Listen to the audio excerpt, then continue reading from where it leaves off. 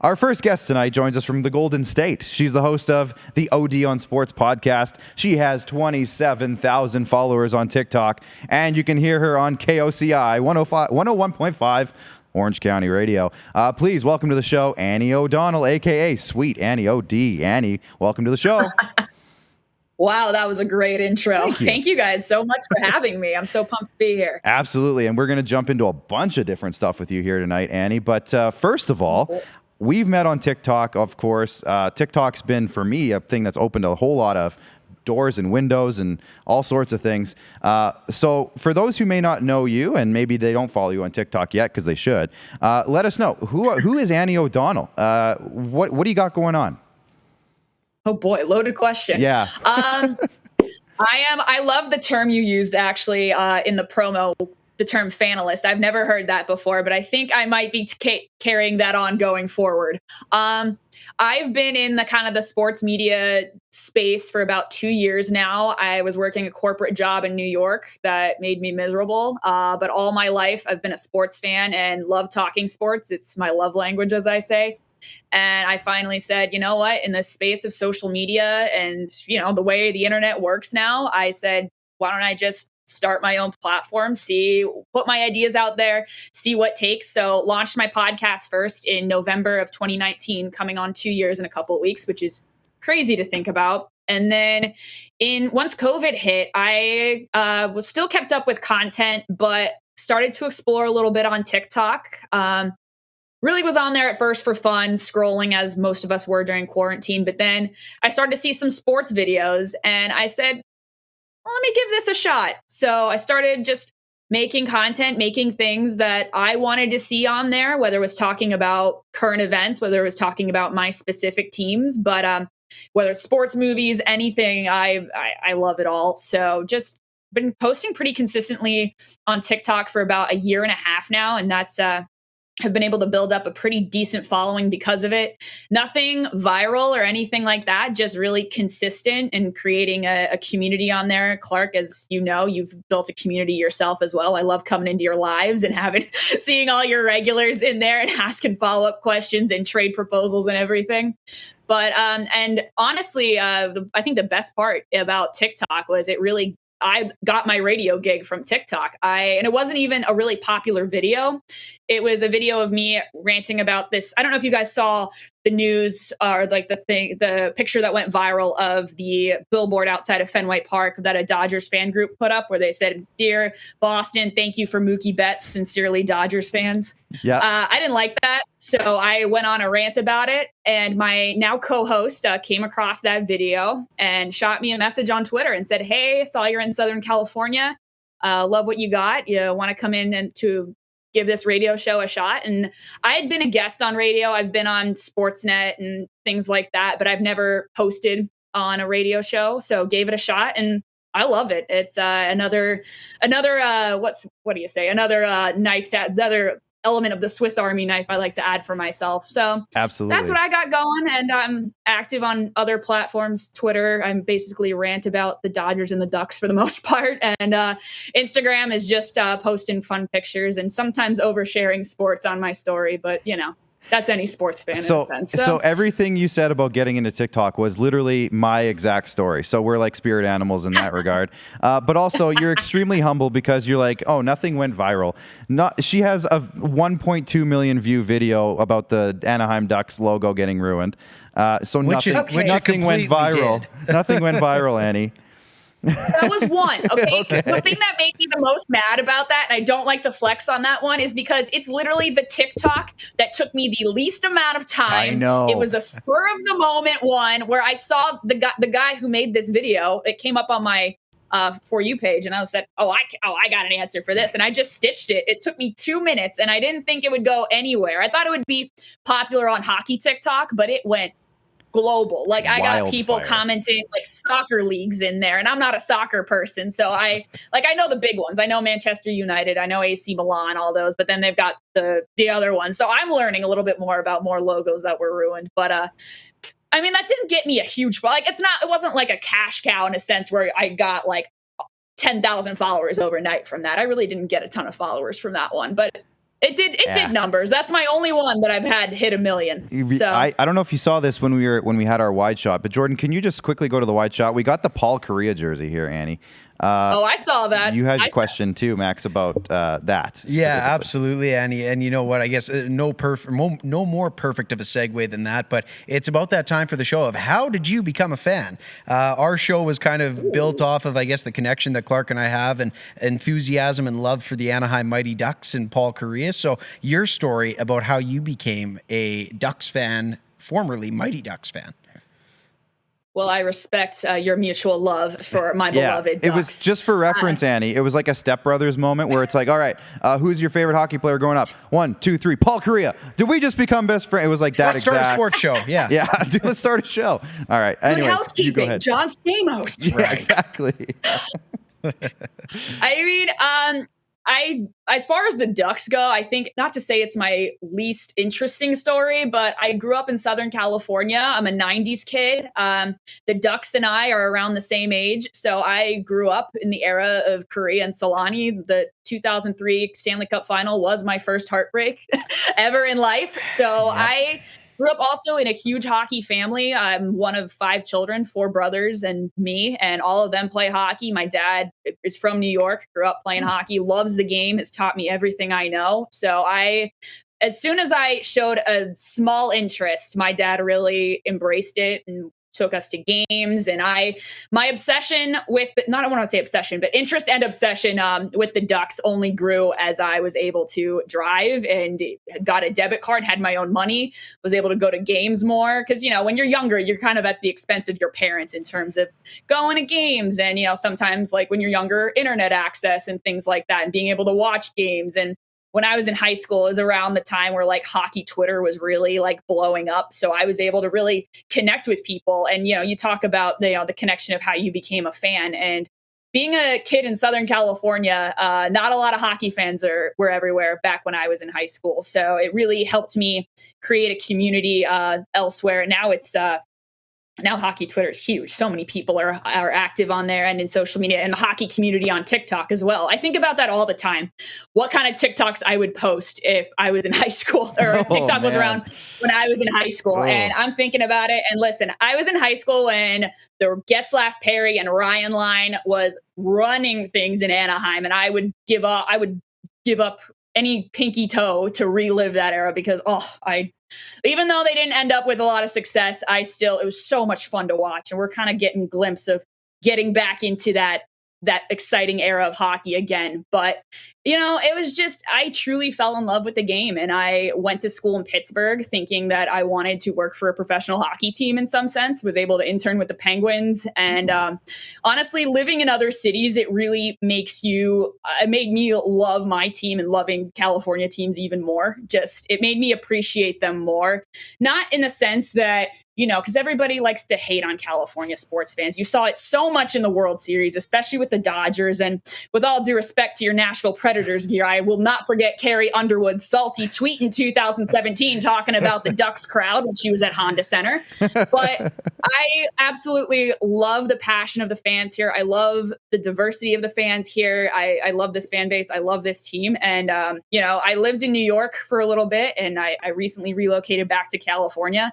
And I'm slowly kind of realizing that, where I'm meant to be is here, because I want to grow the game. I want to grow this team that I have loved so much. And the Ducks, and both the Ducks and the Kings as well, have such a bright future to come in the coming years, where it's going to be really fun. And more people need to start getting into Staples Center and Honda Center to go watch the teams play. That's fantastic, Annie. And you know what? We'll definitely get into 2017 in just a minute here. But obviously, as you alluded to, Please don't. Well, I mean, I had to, right? We fresh jersey, just got it in the mail this week. He just got this jersey. He's really happy about it. Just got it. Who are you wearing? Oh, I got Pecorine. Who else, right? Of course. So, and it's Remembrance Day up in Canada coming up, which is kind of like Memorial Day, I guess. And we wear poppies up here, and it's got a little, a little pin. And he didn't want to. It's a little tiny pin. He didn't want to poke it through his jersey because he's like, I just got this. I'm like, come on, man. You know what, man? You didn't have to throw me right under the bus. I did. Like I threw you. That's okay. You're right That's under fine. the bus. Anyways, Annie, back Does it have the fighters? Does it have the fighter straps? Is it the offensive totally. one? Yeah, absolutely. Paid 166 Okay, all right. Canadian for this. I was gonna say, if you had bought like the Fanatics brand one, the one that's like feels like it's a t-shirt material, I'd be like, come on, man. But you checked out the extra money for the fighter strap for the real Adidas stuff. So all right, I'll let you off the hook. What do you have against people who take the economical approach to buying a jersey, Annie? I have nothing against that. I have jerseys. That's what I do. Oh my God, my Dodgers jerseys feel like they're see-through almost from Fanatics. But I'm just saying, but I wouldn't have a problem putting a pin in that one, right. Because good point. While you paid a lot of money for it, like it's not like you're not ruining a good quality piece of fabric. You know what I'm saying? And it's like if you drop some mustard on it, nobody would notice. It's the same color. 100%. Absolutely. Listen, during the NLCS, I got so much stuff on my Dodger jersey that I wore throughout the playoffs up until the end. Yeah, you can't wash it or anything. You can't switch it up. After that wild card game, I was not switching it up. But it's a little shout on there, a lot of chocolate stains, a lot of beer stains on there. But you just throw some shout on there, throw it in the wash. You're all good to go. Wounds. It's just war wounds. That's all it is. Well, that's the thing, though, Annie. Right? When you're going on a run like that, you can't dare throw it in the wash, right? No. Like that just can't be a thing. I wouldn't dare. Oh my God.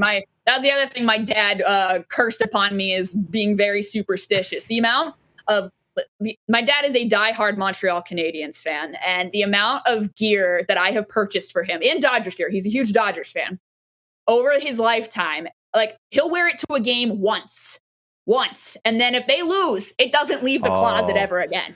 He's that type. And I'm the exact same way. So, yeah. And you have to wait till next season where you can kind of have a chance to reapply the jersey into this season. And if it goes on its run and then when you lose, it's done. But even in the playoffs, like I still wore it, even though they dropped games throughout their run there, you still got to keep wearing it because it's got that playoff magic. Oh, absolutely. And that's the thing, right? It's not over till it's over. And that's the beautiful thing about the playoffs when you're going 5 games or 7 games deep in those series, right? But Annie, when it comes to, again, going back to the Ducks trade anyways, that was a lot of fun. I really like that. Talking jerseys, talking gear. Yeah. And I especially love that she pulled out the Fanatics on you. Oh, that's just great. That's it's an internal debate that we've had for a while now. So that's good stuff. But, I have another debate that we can get into. And I think you'll actually have a good answer for it because you live in an area where there's a lot of different teams. So we'll get into that. But I know you have a question, Mac. Absolutely. We'll save that for the end. But you alluded to it earlier, Annie. I mean, brighter times are obviously ahead for the Anaheim Ducks, right? When it comes to some of the younger pieces here, you've obviously got Troy Terry emerging finally after what seemed like he might not. You've got the A-listers in Zegras, Drysdale. Hell, even Getsy's looking back to his circa early 2010s days. It's actually just a lot of fun to watch. But I mean, is the patience about to be rewarded since the Nashville Predators effectively ended the previous window in 2017? Had to just sing that one. 3-0 in playoff series. Just saying, that's it. Okay, all right. Jeez. Yeah. Enough of that. I didn't come on here to get harassed like this. She's our guest, Max. Relax. It's all right. It's all right. If that was a Ryan Johansson jersey, we might have some issues. But we call that garbage here, Annie. Ryan As Johansson. you just traded for him on your fantasy team, I Clark. picked him Get up. out of he here. was a waiver pickup. Exactly. All right. Go ahead. You had a question. No, but honestly, going into this season, I mean, especially after last season, which let's call a spade here, it was absolutely terrible on all accounts. Going into this season, I really had the mindset of high excitement, low expectations. So whatever this season's going to give me, it's going to give me, because ever since they got swept by the Sharks in 2018? Yeah, that was 2018. Yes, it was the year after 2017. Ever since then, kind of what Bob Murray was really selling is that, hey, this is a playoff team. Like, this team can compete on top of the Western Conference. These guys just need to step up. And then that 2018-2019 run, of course, this was after they already brought back Randy Carlyle, which, don't get me started, that was a mistake to begin with. But I know, Clark, you and I are both traumatized and victims of the Randy Carlyle coaching regime, so I don't need to get into that. But, you go on that run in December and January where the Ducks, I think, had 2 wins the entire 2 months, and Randy Carlyle still had a job. And by God sent, don't know how, they still were in a playoff. They were still in contention for a playoff spot at the end of that. But didn't end up making the playoffs. The next season, of course, COVID, so halted there. Their season was cut short, not that it would have been a playoff run anyway. And then last season, where it was just god awful, met records for worst start, worst record, everything. And they was still sent on that narrative that, hey, this is a playoff team. When these guys play their best, the young guys need to step up. That was the message going into every single camp. And that's, of course, the fans weren't really buying it. Most of us were saying, no, it's a rebuild. But Bob was saying, no, it's a retool. Like, we have the pieces here. This is a team that can compete. And when you look at some of the names on this roster, that is the case. You know, you've got some solid talent on here. But starting with this season, I really think that this changed the mindset for both the locker room, the organization, and the fan base, was that management finally came out and called this what it was, and it's a rebuild. That you should just enjoy the young talent that's in front of you. You know, probably won't be a playoff team, but get excited about the future. And I think that mindset really helped the fans, for one, to have some lower, not to say lower expectations, but kind of.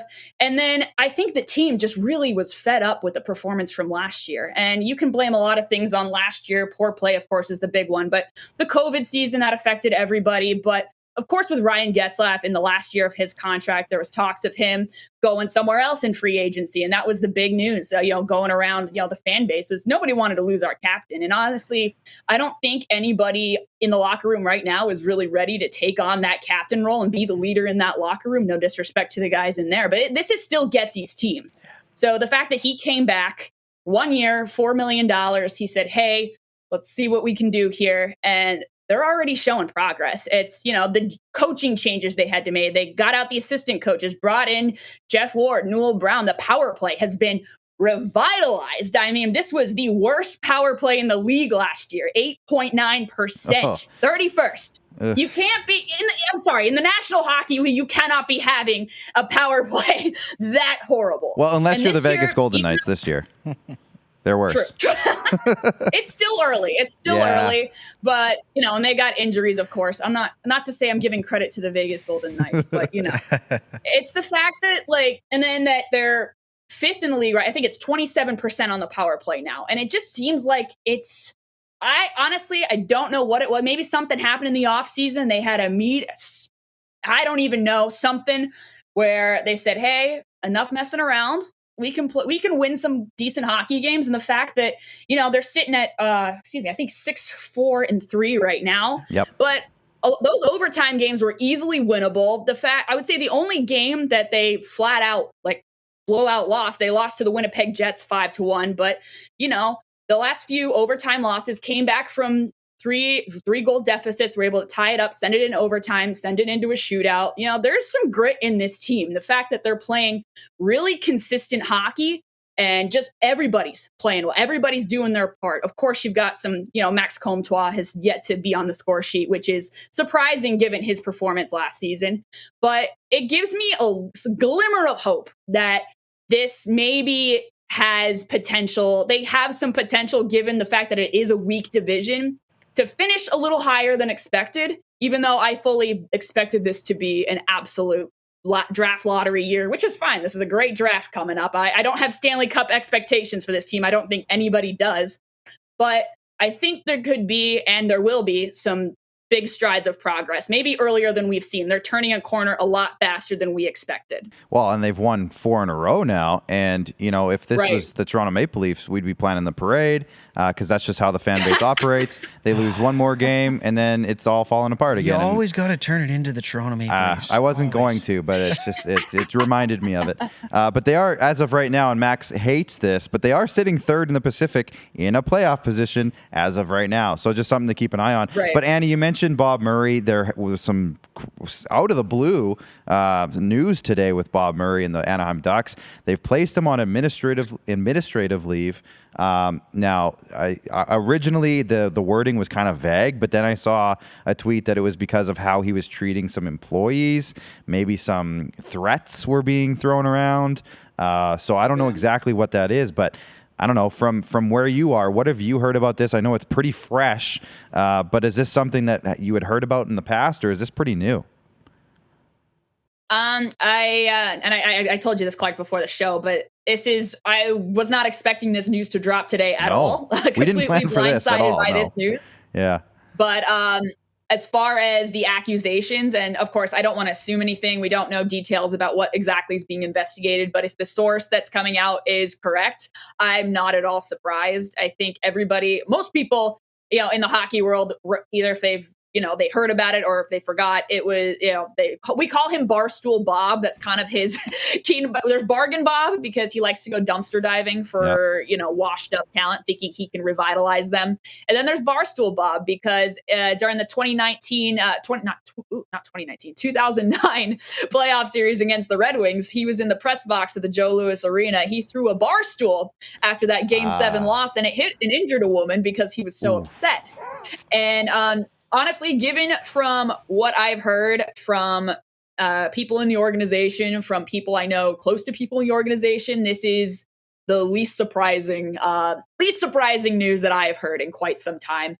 And it kind of makes me think back to when Adam Henrique was placed on waivers last year. And the fact that when he kind of justified it, it was, these guys need to step up. This is to send a message. It was just, just things like that really kind of make you think like, yeah, that would probably have some emotional toll on a player just to send a message there from a guy like Adam Henrique. And then you think about, the fact that there is all these there's all these rumors of him, mistreating people. And he's a guy that definitely likes to control what's going on in the organization from what I hear, and that's why they say when you need to revamp something totally, it's got to be from the top down.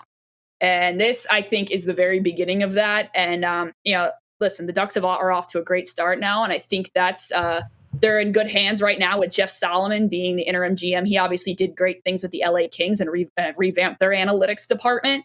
But, you just think back to that point in time in 2019. It was after he fired Randy Carlyle. And rather than look for a new head coach, because the plan was to have Dallas Eakins step in after he didn't want to pull Dallas Eakins away from the Gulls, the AHL affiliate. So he stepped in and was the interim head coach from, I want to say like February to the end of the season, which was only 2 months at that point because the Ducks weren't making the playoffs. But it just makes me think that if all these things that players are saying, and I think it was Pat Maroon that even said he was on the what's the podcast with Shane O'Brien and Scotty Upshall? Missing Curfew. Missing Curfew. He even said that Bob Murray would harass him about his weight and staying under and losing weight and things like that. And it just kind of made me think that period of time for the Ducks players could not have been enjoyable having him behind the bench. So I do think that this was, not to say a repercussion, but kind of the beginning of the trickle effect of what's going on in Chicago currently. The fact that people are being empowered to step up and speak up when people are either being mistreated or people are abusing their power in that regard. And I've been saying it actually for about a year now. I feel like the sport itself and the fan base is evolving and kind of progressing with time. And evolving with time, whereas the league itself really isn't. And that's from everywhere. That's from player safety. That's from public relations. That's from the community outreach we've seen. Because the NHL, that's why they say the best sport, the worst league. Like some of the decisions that they make, you just kind of scratch your head at. And you're like, who's thinking of these things? So I do think that, this is the very beginning of, the turning of tides for a lot of people in the sport, especially these older guys that have felt so secure in their jobs. And Bob Murray's been the GM here for 14 years now. It's, that's almost unheard of, with the exception of Nashville, of course, but that's almost unheard of in most regards for a general manager. No, if it was anybody else that, especially after that 2018-2019 debacle there, no other GM would have kept their job. And a lot of people were blaming ownership because the couple that owns the Ducks, Henry and Susan Samueli, the people that bought from Walt Disney, they're not hockey people, but they're very friendly with their front office as well. So everyone kind of assumed that Bob had this job security because he was friendly with ownership. But one thing about Henry and Susan Samueli is that they are pivotal big figures in Orange County. They give a lot of money, a lot of places. They named the engineering school at UC Irvine is named after them. They donate millions to children's hospitals, I think both in LA and in Orange County. So public perception and, being a good organization and being positive in the community is very important to them. So I do commend the Ducks for getting on this immediately, putting him on leave as soon as the independent investigation kind of was leading towards that being the right thing to do. Obviously, we'll wait to see how things come out. We're going to get more information about what happened here, of course. And I send good thoughts to anybody that feel that maybe was affected negatively, and pray to God not worse from this. Because I don't know if you've ever worked a bad job or had like a bad boss, but it really can mess with you in a lot of ways, especially outside of work. So hope everyone's okay in that regard. But at the end of the day, if these accusations are true and the investigation proves that, good riddance. Go ahead, Max. You had I was going to say, and that you kind of hit it right on the head there, Annie. And when it comes to GMs, I guess around the league, they can't all be nice guys like David Poyle. That's all I wanted to say. Oh, okay. We have some viewer questions for you, especially since we're talking Ducks. And I kind of mentioned this in your live stream the other day, but we are located at the home of the Regina Pats here. Sam Steele and Josh Mahura are on the Ducks, or at least in the organization. And we have a couple people asking. After watching them every day, I'm wondering if they're still coming along, Emery Wolf says. Still getting better, and if the Ducks see them as a big part of the team's future. Also, should I buy a Steele jersey? Brett Ellick asked, make sure you ask about Sam Steele and Josh Mahura. So two players that we hold very dear to us up here because they were a big part of our team here in the WHL up north. But they have been pretty heavily touted prospects. At least Sam. I know Josh kind of came along as well, but Sam was a first-round pick. We've noticed, up here, that he's down there, obviously, but his numbers haven't necessarily taken a whole lot of steps. So what have you noticed maybe let's start with Sam specifically. What have you noticed with him in his development over the last couple of years?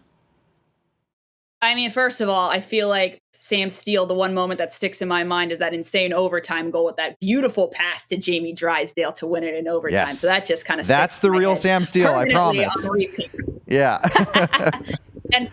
And also, you should buy a Sam Steele jersey. You absolutely should. But no, I honestly, both he and Josh Mahura are really, I think, key parts to this young core. It can't all be Trevor Zegras and Jamie Drysdale, who are obviously the shiny new toys, because, just a couple years ago, the two big guys were Troy Terry and Sam Steele. Like, everybody was talking about them, especially after, once 2017, that 2017 ended the way it did, and they were able to come up after and get some games in there as well.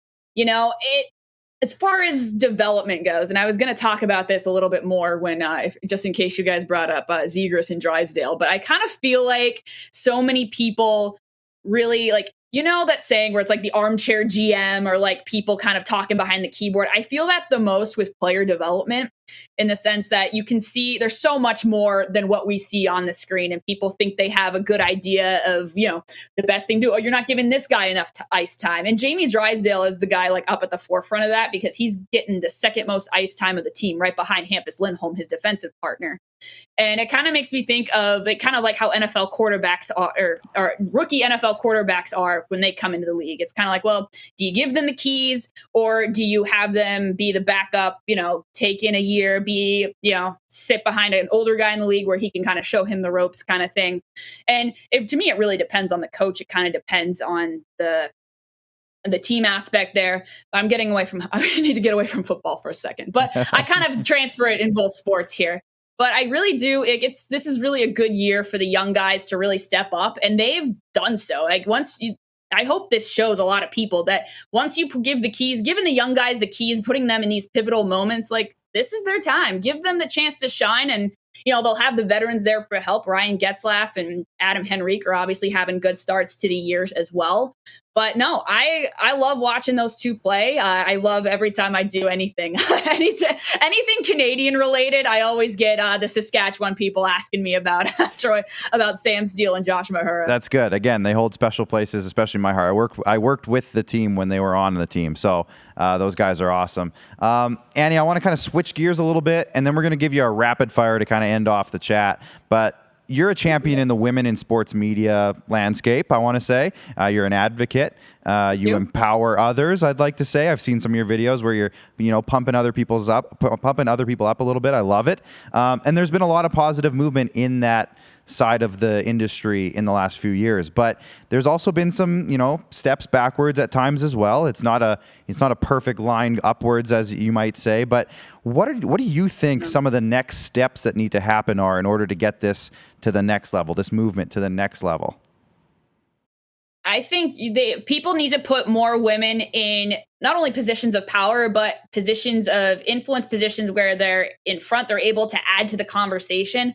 I think that's one thing, growing up for me, people, the place where you would see women in sports media was being Erin Andrews doing the sideline reporting. And that's not to disrespect them by any means. If that's what you want to do, go for it. They provide a lot of great content, great value there.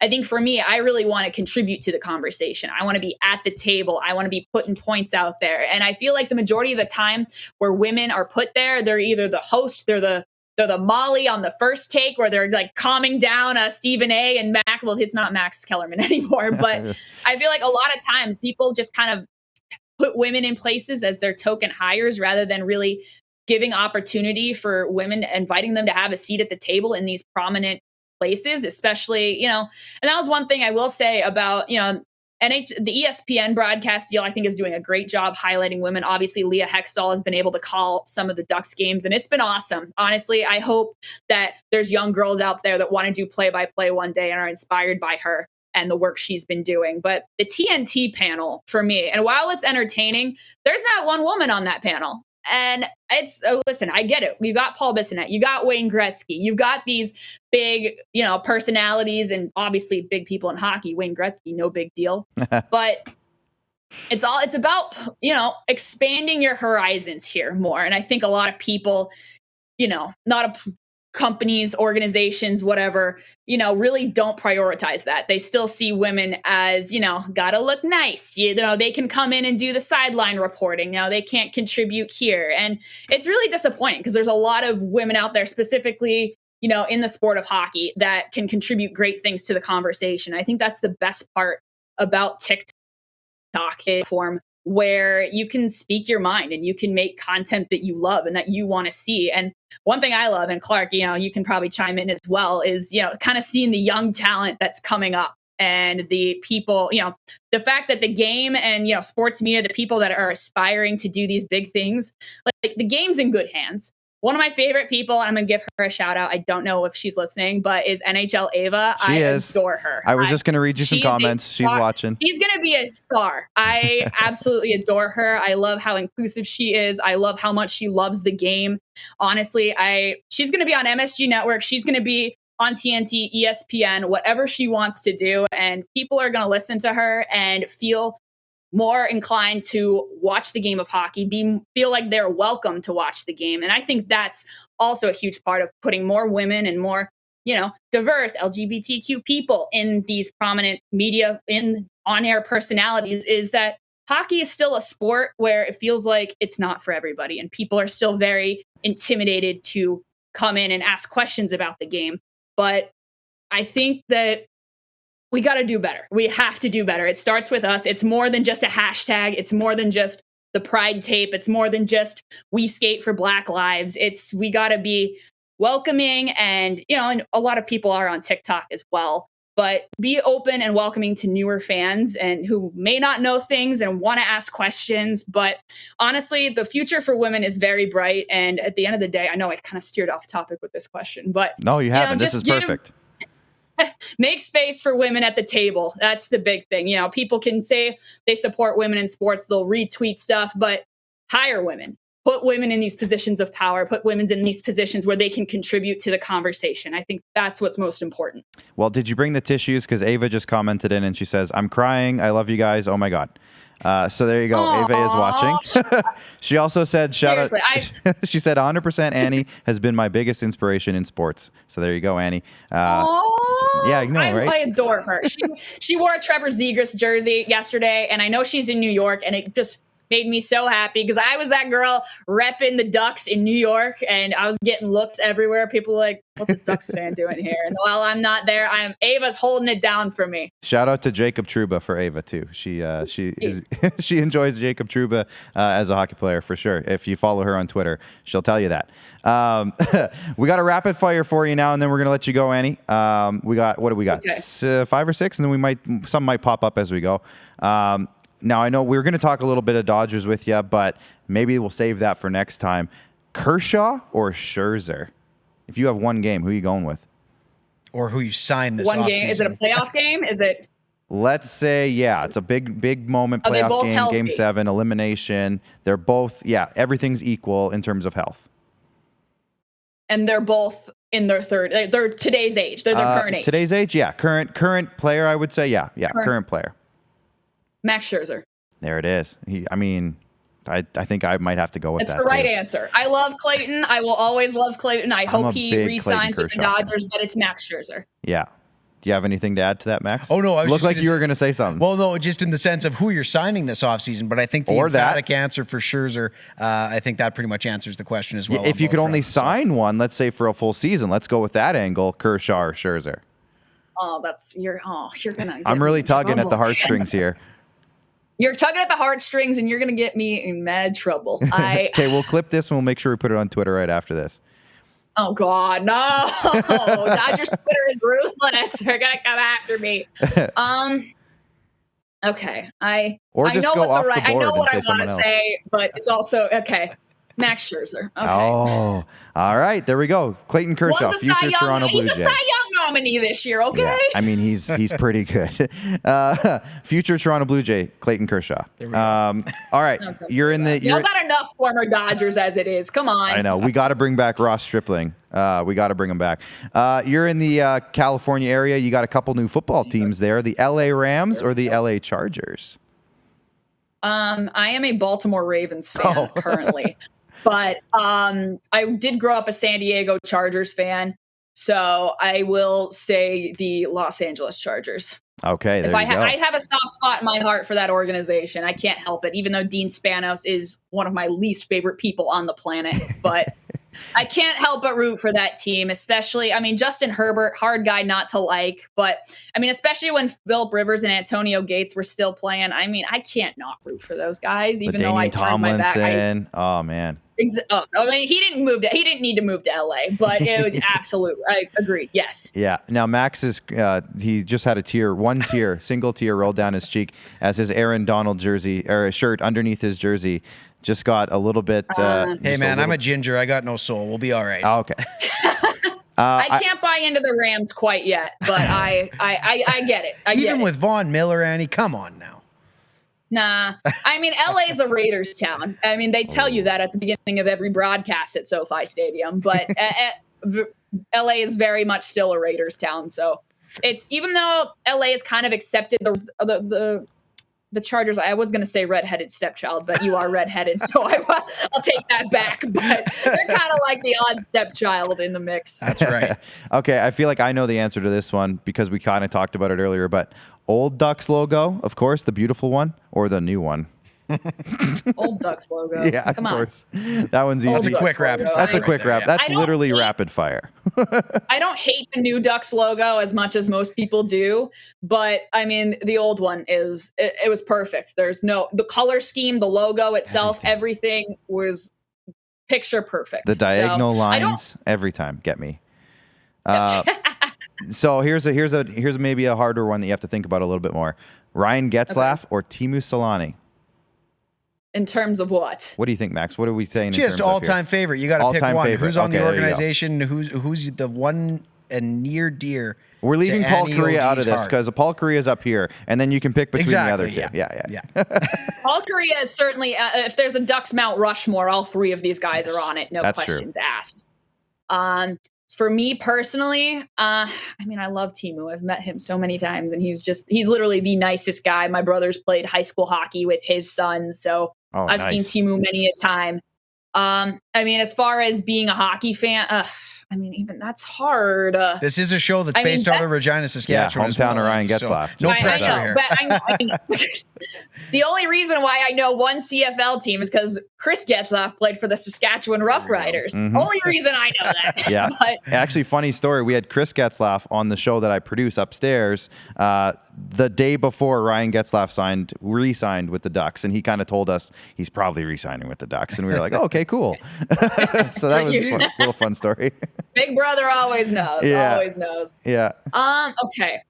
So this has been a hot discussion as of late, especially since Getzlaf passed Timu on the all-time Ducks scoring list, and Getsy's on his way to passing 1,000, which obviously Timu did that long ago. But as far as like the best Duck, it's definitely Getzlaf. He's been there his entire career, been the captain for 10 plus years. I mean, both Timu and him were really pinnacles of the hockey community and building up hockey in Southern California. So both were just so instrumental to the organization and so near and dear to the fan base's hearts. But I mean, fan favorite for me growing up is Timu, but Getsy's, this is hard. You're asking me to pick between my children here. Like Sophie's choice. It's the real Sophie's choice for no, Ducks literally. fans. Yeah. All right. We'll go with it though. I think you answered it good enough. I think I accept I like to that. think I did. I skirted around the answer as much as I could. But. That's all right. We'll take that one. That's a tough one. Okay, this one should be a bit more cut and dry. Celebrating a Dodgers World Series win or a Ducks Stanley Cup win? Ducks Stanley Cup win. Oh, there it is.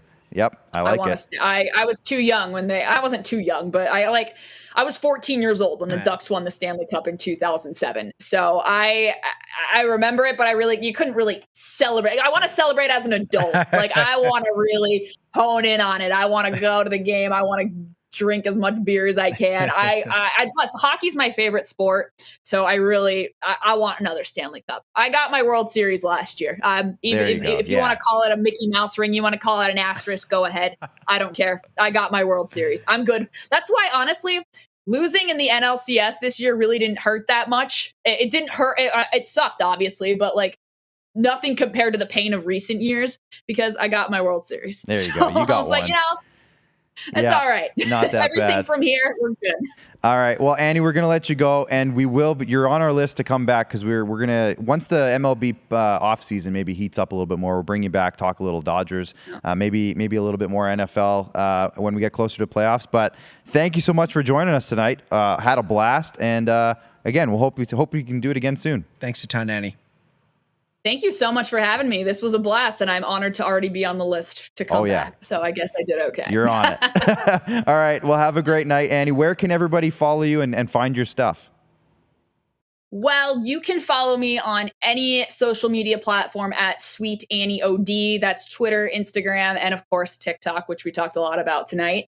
Podcast is OD on Sports. You can stream it anywhere, wherever podcasts are streamed. New episode is actually going to come out tomorrow morning, so be on the lookout for that. And of course, we will talk about all the Ducks drama and everything going on there. And radio show, if you're in Orange County, which I know this is based in Saskatchewan, but it is available online. It is 3 to 5 Pacific Standard Time every Sunday. We talk every sport. My co-host is not a big hockey fan, but I'm slowly getting him into it. We're slowly introducing him to the sport, and he's willing to learn, willing to watch. But a lot of NFL, fantasy football talk, a lot of baseball as well. So if that piques any of your interest, feel free to tune in. 101.5 KOCI. And that's me. Amazing. Well, Annie, we'll let you go. Have a great night, and we'll talk again soon. Thanks, Annie. Thanks so much, guys. Have a good night. All right. And of course, our video guests, as always, are brought to you by our friends at IKS Media. IKS Live comes up on the screen, so I guess we can shout them out too.